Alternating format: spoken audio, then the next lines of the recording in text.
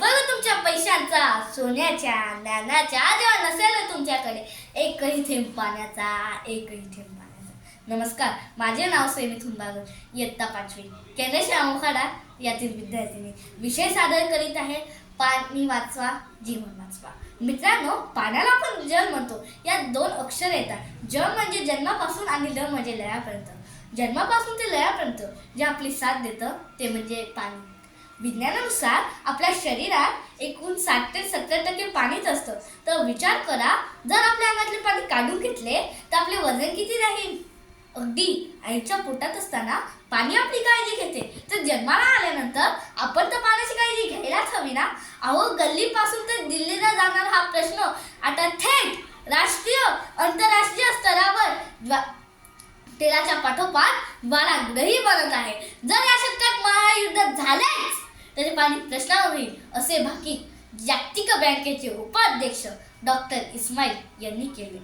अहो, शेती क्षेत्रात भावांमध्ये पाणी प्रश्नावरून भांडणं होत आहे. सार्वजनिक नळाच्या ठिकाणी हंडाभर पाण्यासाठी माऱ्या होत आहे. हे सर्व बघून मला तर वाटतं 3ऱ्या महायुद्धाची सुरुवात भविष्यात नाही तर ती कुठे आताच झाली आहे. आणि जर या महायुद्धापासून आपल्याला वाचायचं असेल तर जल संवर्धन करणे हे गरजेचेच आहे. निसर्गाने दिलेले पाणी आज आपल्याला विकत घ्यावे लागते. हंडाभर पाण्यासाठी गरिबांना वणवण भटकावे लागते. दुष्काळाच्या अवेक रुपयाने तुमचे आमचे वांदे झाले. टँकर आणि दुसरीवाल्यांचे दाम मात्र दुप्पट झाले.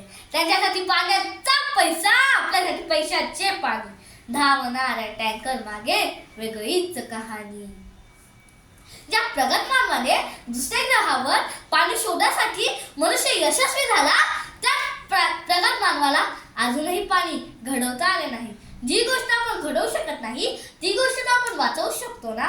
म्हणून सांगते, आजची बचत उद्याचा आधार. भूजल संवर्धनाचा करूया निर्धार. आता तरी पाण्याची कपात करा, नाहीतर भविष्यात कपात पाणी पिण्याची वेळ. माझ्यासारखे अनेक लोक इकडे पाणी अडवा, पाणी जिरवा सांगतात, पण खरंच पाणी अडवणारे आणि पाणी जिरवणारे खूप कमी भेटतील.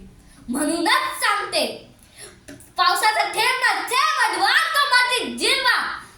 Because save water save life, no water no life. अहो, आपल्या पूर्वजांनी पाणी नदीत विहिरीत पाहिले. आपण पाणी पाऊच आणि बॉटलमध्ये पाहतो. जर आपण असाच पाण्याचा गैरवापर करत राहिलो तर आपली पुढची पिढी नक्कीच पाणी कॅप्सूलने पिईल. अहो, काही वर्षांपूर्वी लातूरकरांची तहान भागवण्यासाठी कृष्णा नदीतून लाखो लिटर पाणी रेल्वेने आणावं लागले. याला कारणीभूत कोण? मनुष्यच ना. त्याची वृक्ष तोडच ना. आपल्यापेक्षा इस्रायल सारख्या देशात आपल्यापेक्षा 10% पाऊस कमी पडतो, तरी तिथे नंतर बर्फ फुलू शकतं. याचं कारणीभूत तिथलं वॉटर मॅनेजमेंट. त्यांचा अभ्यास इतका पक्का आहे की एकदा रात्री पाणी पडलंय की तिथे 7 वेळा रिसायकल यूज होऊनच बाहेर पडते. हे आपण अंमलात का आणू शकत नाही? आपल्याकडे पुराचे 85% पाणी हे समुद्राला वाहून जाते. आपल्याकडे जल संवर्धन करण्यासाठी पाण्याची कमतरता नाही तर नियोजनाची कमतरता आहे. म्हणूनच शेती क्षेत्रात ठिबक सिंचन, तुषार सिंचनाचा वापर केला पाहिजे. यात आपण स्त्रियांनाही सामील करू शकतो. म्हणजेच हंड्यातले पाणी शिळ होणार नाही आणि रात्री घातलेल्या भांड्यातले पाणी वाया जाणार नाही. म्हणजेच कारखान्यातल्या पाण्याचा रिसायकल, रियूज करूनही आपण पुनर्वापर करू शकतो. अहो, शिवरायांच्या गडावरील वॉटर मॅनेजमेंटचा आदर्श घ्या.